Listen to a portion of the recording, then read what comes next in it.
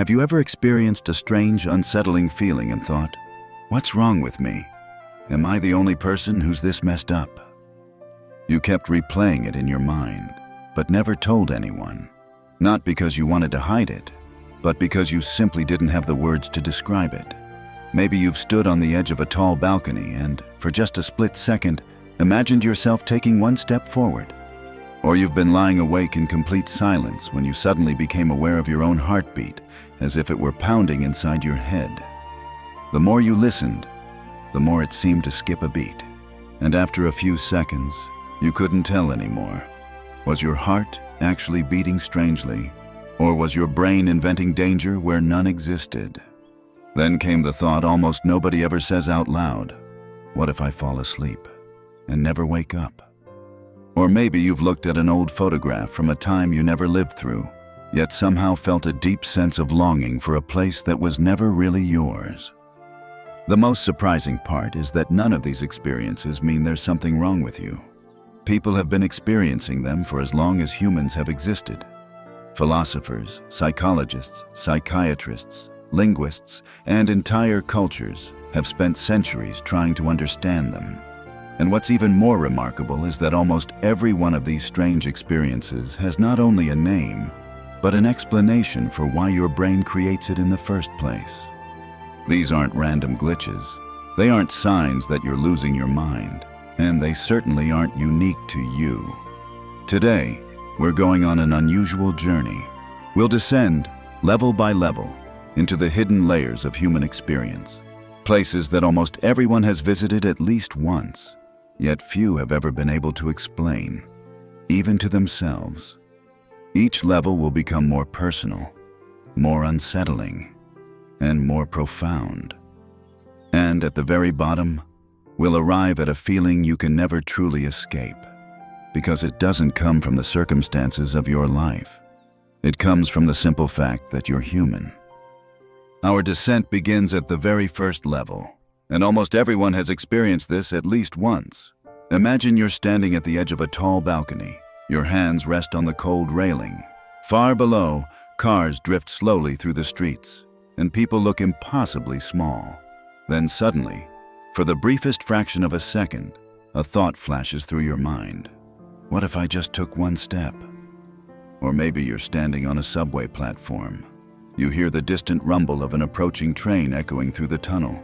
You're calm, just waiting. And then, without warning, another strange thought appears. What if? It's only a single thought. It vanishes almost as quickly as it came, but your heart is already racing. Your palms grow damp. You instinctively take a step back, and the first thing you think is, what was that?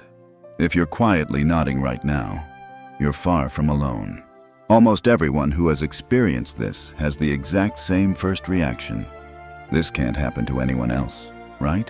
But you'd be surprised by how similarly our minds work. There's actually a French phrase for this experience, l'appel du vide, the call of the void. This is the very first moment of our journey, when your own mind suddenly begins to feel like a stranger. Interestingly, modern psychology looks at this phenomenon very differently from the way most people imagine it. At first glance, it feels as if your brain is suddenly suggesting something dangerous, but one of the leading explanations is almost the exact opposite. When you're standing near a real danger, the oldest parts of your brain detect it long before your conscious mind catches up. A great height, a cliff edge, an approaching train. Your subconscious instantly sends one simple command: step back. Your body tenses, your heart rate rises, your muscles prepare to move away from the danger. But your conscious mind never sees that entire chain of events. It only notices the sudden surge of fear, and sometimes mistakenly explains it like this: maybe I actually wanted to jump. It creates a strange paradox. What feels like a dangerous impulse may actually be your survival instinct reacting a little too fast. Your brain's safety system is so eager to protect you that, for a split second, it becomes the very thing that scares you. That's why most people who experience the call of the void don't actually want to jump. Quite the opposite. They desperately want to live, And that's exactly why that fleeting thought feels so terrifying. But if your brain can so completely misinterpret its own warning signals, what happens when the object of its attention is no longer the world around you, but your own body? That's where we're descending next. Imagine it's late at night. You turn off the lights, and your apartment slowly sinks into silence. Somewhere outside, the last car passes by. The refrigerator hums softly in the kitchen. Then, almost complete silence. You settle into bed, close your eyes, and feel yourself beginning to drift off. And then you notice your heartbeat. One beat, then another, then another. The harder you try to stop listening to it, the louder each beat seems to become. Before long, it no longer feels like your heart is beating inside your chest. It feels like it's pounding inside your head. You turn onto your other side. You try to think about something else. You replay moments from your day, but your attention keeps snapping back to that steady rhythm. And suddenly, the most ordinary fact of human biology transforms into something deeply unsettling. There's actually a word for this experience: Rubatosis. This is the level where the source of fear is no longer the world around you, but your own body. One thing is important to understand. In most cases, there's nothing wrong with your heart. The thing that's changing isn't your body, it's your attention. Every second, your brain receives an overwhelming amount of information from inside your body. Your heartbeat, your breathing, your stomach, your joints, your muscles. If you were consciously aware of all of it at once, you'd never be able to focus on anything else. That's why your brain has a powerful filtering system that automatically removes most of these signals from conscious awareness. But sometimes, that filter slips. All it takes is noticing your heartbeat once, and suddenly your brain seems unable to decide that the signal is no longer important. It keeps pulling your attention back to it, and the harder you try to ignore it, the stronger it becomes. The exact same thing happens with your breathing. As long as you're not thinking about it, it happens effortlessly on its own. But the moment someone says, "Pay close attention to every breath you take," something changes. A process that has always been automatic suddenly feels awkward, almost artificial. For a moment, it feels as though you're personally responsible for every single breath. That's why Rubatosis can feel so unsettling. For a few moments, your body no longer feels like a reliable system running quietly in the background. Instead, it feels like a fragile machine that could fail at any second. For most people, this experience is brief and harmless. But for others, moments like these can become the starting point of chronic anxiety, as the mind gradually begins searching for more and more signs of danger, not in the outside world, but inside the body itself. And yet, this is far from the strangest thing your brain can do. Because sometimes, the very same mechanism of attention creates the exact opposite experience. Not fear, but an extraordinary sense of peace. Imagine a completely different scene. It's late in the evening. A heavy storm rolls in outside. The wind bends the trees. Rain pounds against the windows. Somewhere in the distance, thunder rumbles across the sky. The lights flicker for a moment, as if the power might go out at any second. But inside, it's warm. A mug of hot tea rests on the table. A soft blanket is wrapped around your shoulders, and instead of feeling anxious, you notice something unexpected. You're enjoying it. In fact, for a brief moment, you catch yourself wishing the storm would last a little longer. This is one of the strangest paradoxes of the human mind. There's even a word for it: Chrysalism. This is the moment when chaos outside becomes the source of calm within. The word itself comes from the Greek term for a chrysalis, the protective cocoon where a caterpillar transforms into a butterfly, and it captures the feeling surprisingly well. At first, it seems as though the rain itself is what brings comfort, but research on how the brain perceives safety suggests something different. The real source of that feeling isn't the storm, it's the contrast. Outside, there's cold, wind, darkness, and uncertainty. Inside, there's warmth, light, and shelter. Your brain isn't constantly measuring absolute safety. It's comparing danger to protection. The more clearly it senses that the world outside has become hostile, while you remain safely inside, the easier it is for the oldest parts of your nervous system to finally switch off their constant state of alertness. It's almost as if, for the first time all day, someone quietly tells your brain, you can stop watching for danger now. That's exactly why so many people love staying home during a thunderstorm, reading a book while rain drums against the windows, or simply watching the storm unfold from the safety of indoors. But here's what's even more interesting. This feeling almost never appears when you're actually in danger. If you're stranded alone in a forest under that very same storm, there's no Chrysalism at all. Because the brain doesn't just need chaos, it needs certainty that a solid boundary exists between you and that chaos. The difference between I'm safely sheltered and I'm trapped completely changes the way your mind responds. Your brain is constantly making comparisons, constantly searching for contrast, constantly reevaluating the world around you. But if it can interpret the very same reality in such dramatically different ways, what happens when the object of those distortions is no longer a storm, or even your own heartbeat, but other people? That's where our descent takes us next. We've already seen how attention can completely transform the way we experience our own body. But what happens when, for just a brief moment, that attention shifts away from us entirely?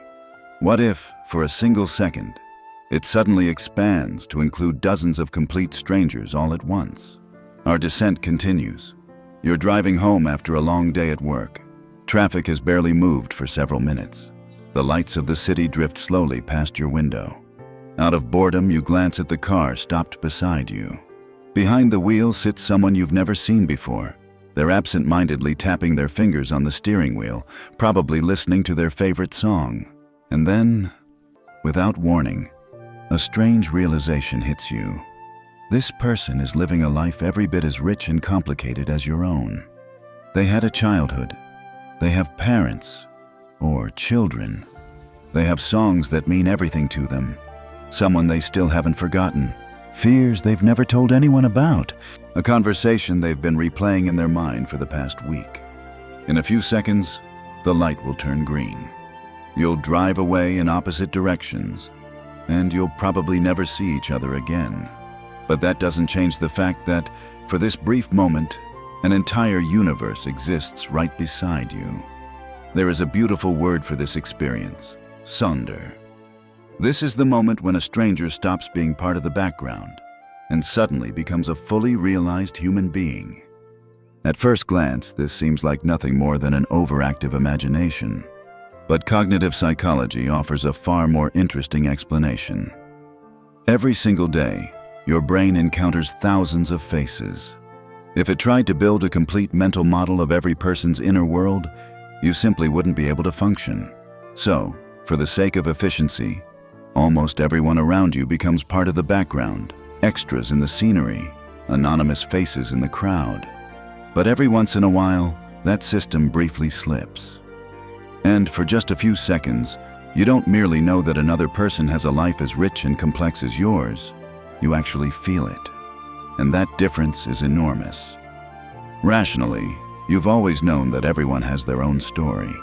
Sonder is the rare moment when your brain allows you to experience that truth instead of simply understanding it.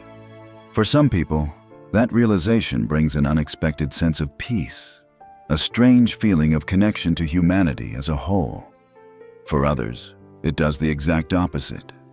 It leaves them with a profound sense of loneliness, because they suddenly realize they'll never truly know any of those stories. But if the brain can suddenly reveal incredible depth where, just a moment ago, there was only an ordinary stranger, it can also make the opposite mistake. Sometimes, it stops recognizing the very things that have been with you your entire life. And that's where we're descending next. You stare at your reflection for just a little longer than usual. Only a few extra seconds. And then something strange happens. The face looking back at you feels familiar, and, at the same time, completely unfamiliar. It's as if you recognize it only because you know it's supposed to be you. The very same thing can happen with ordinary words. If you stare at one for too long, or repeat it over and over, it suddenly loses all meaning and turns into nothing more than a random collection of letters. This experience is called jamais vu. It's the moment when the familiar suddenly becomes unfamiliar. Most people have heard of déjà vu, the eerie feeling that a new place somehow seems familiar. Jamais vu works in exactly the opposite direction. Something you've known your entire life suddenly stops feeling familiar at all. Modern research suggests this happens because the brain's recognition system becomes temporarily overloaded. When you repeat the same word over and over, or stare at the same thing for too long, the neural networks responsible for producing that feeling of familiarity begin to lose efficiency. The information is still there. You can clearly see the letters. You know what order they're in. But for a few brief seconds, the feeling of "I know this" simply disappears.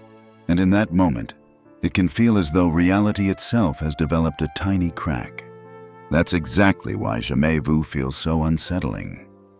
It reveals just how much the familiar world depends not on the things around us themselves, but on the brain's constant ability to reassure us that we've seen them before. It's a strange paradox. Nothing around you has actually changed.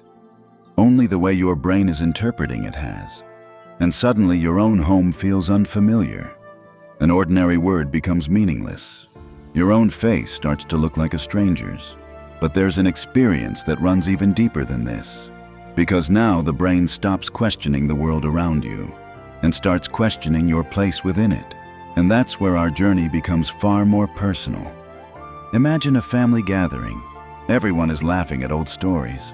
Someone brings up a funny memory from 10 years ago. Several conversations are happening around the table at once.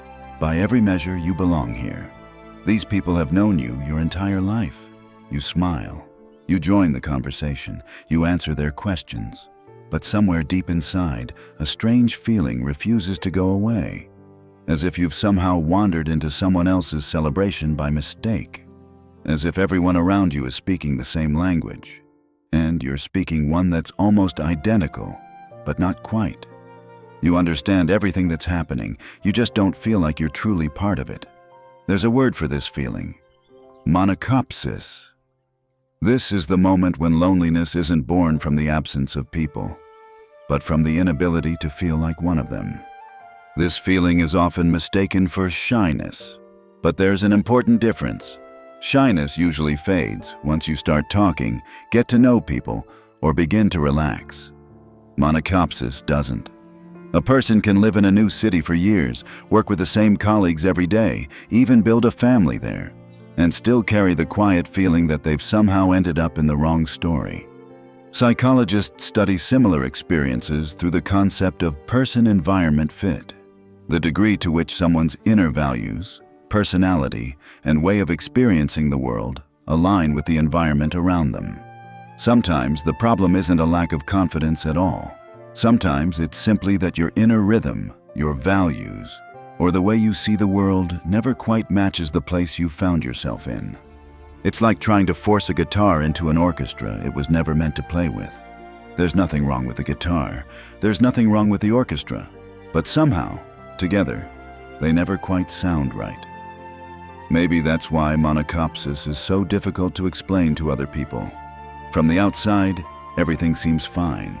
You have friends, you have family, you have a job, you're surrounded by people, and yet, somewhere deep inside, a quiet thought never goes away. Maybe I'm supposed to be somewhere else. But sometimes the mind goes even further than that. It stops merely feeling out of place and begins building a wall between itself and everyone else, brick by brick. And that's where we're descending next. Your phone is lying beside you. A message appears on the screen. Want to get together tonight? It's from someone you genuinely care about, a close friend, a family member, someone you've always felt comfortable with. You read the message, smile, and almost immediately feel a strange resistance.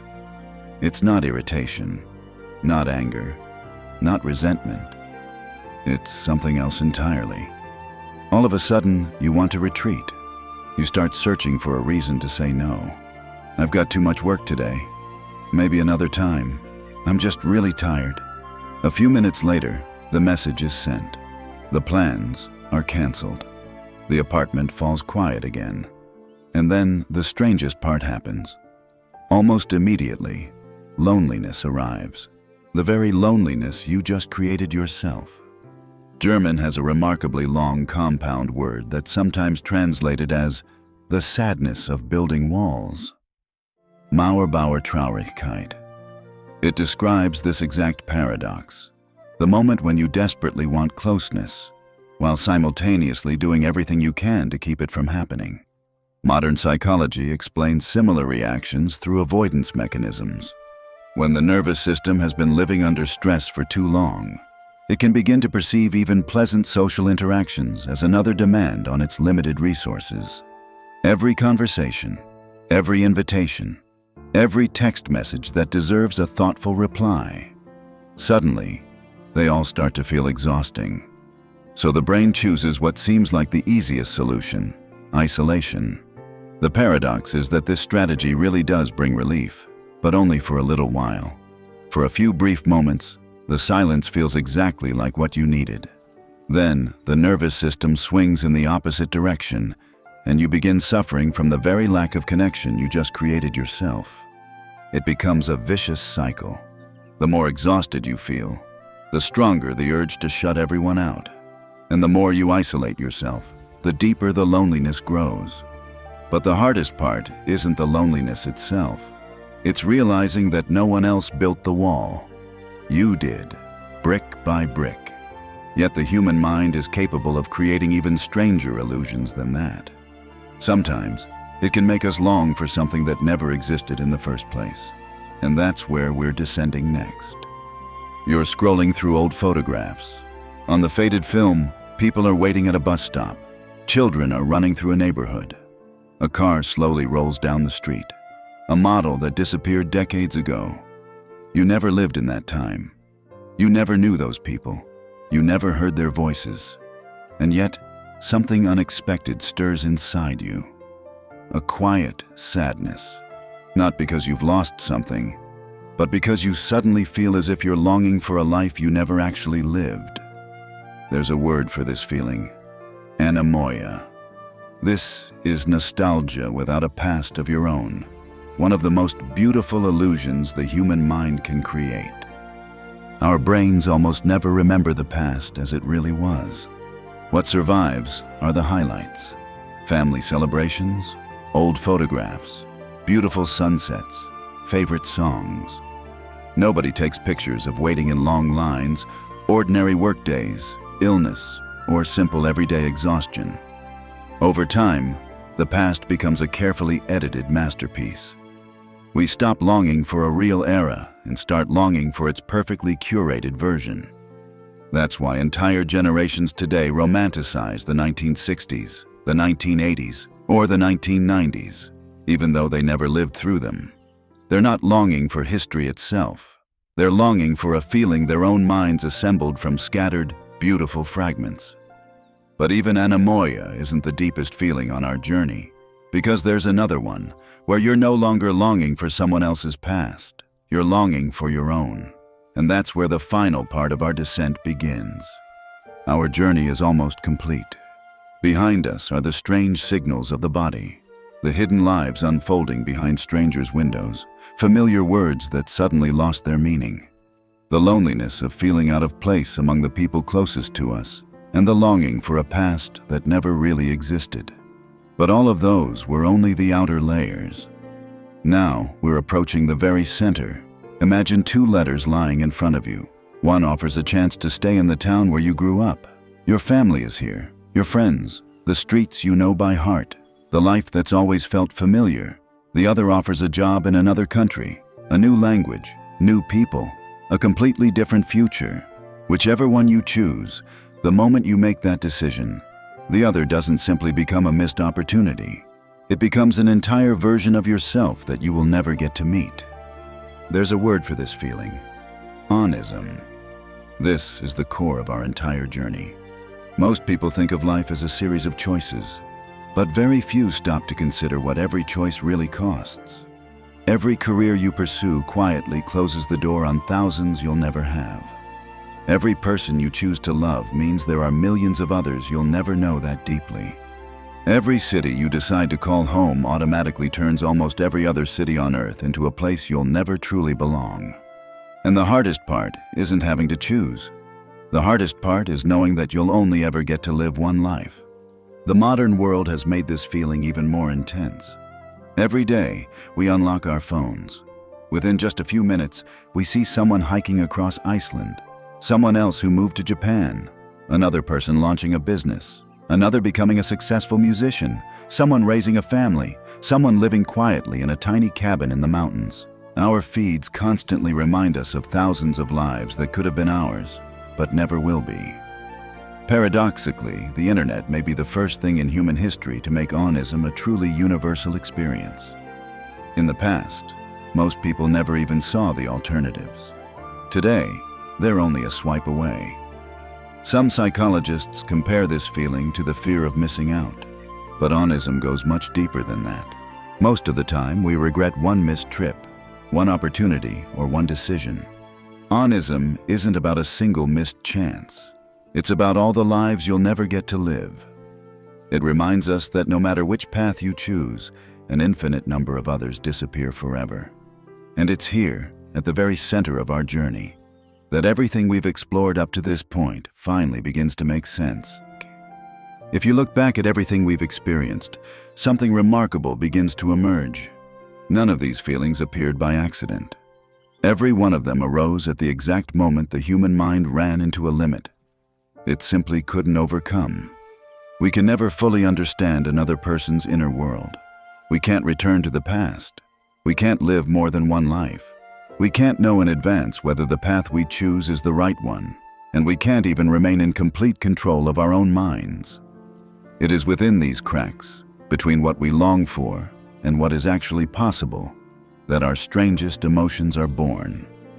Onism became the final level not because it's the darkest feeling, but because, in one way or another, all the others grow out of it. Again and again, the human mind reaches beyond the boundaries of a single life. But human existence will always be confined to one body, one lifetime, and one point of view. And perhaps the most surprising discovery of this entire journey isn't that these feelings exist at all. It's that millions of people experienced them long before we ever did. And almost every one of them thought the very same thing. Surely, I'm the only person this has ever happened to. But more often than not, the problem isn't you. It's that human experience has always existed long before language catches up to it. People live with a feeling for centuries, and only much later does someone finally give it a name. Naming a feeling doesn't make it disappear, but the moment it has a name, it stops being a private mystery. That's the moment you realize something extraordinary. You were never the only one who felt it. We like to think we've come to understand ourselves better than anything else. But today's journey reveals something very different. What we truly know is only the thinnest surface layer of our own minds. Beneath it lies an entire landscape of human experiences that we're only just beginning to recognize and finally give names to. And perhaps that's where the most fascinating discoveries are still waiting to be found. I'd love to know when, during this journey, you caught yourself thinking, "Wait, I felt that too." Let me know in the comments. I'm curious to see which of these experiences turns out to be the most familiar to the most people. And if you enjoyed this journey, there are far deeper layers of the human mind still waiting to be explored. Places most people don't even realize exist. So subscribe to the channel, and in our next descent, we'll venture once again into the parts of the mind where familiar explanations come to an end, and the most fascinating questions are only just beginning.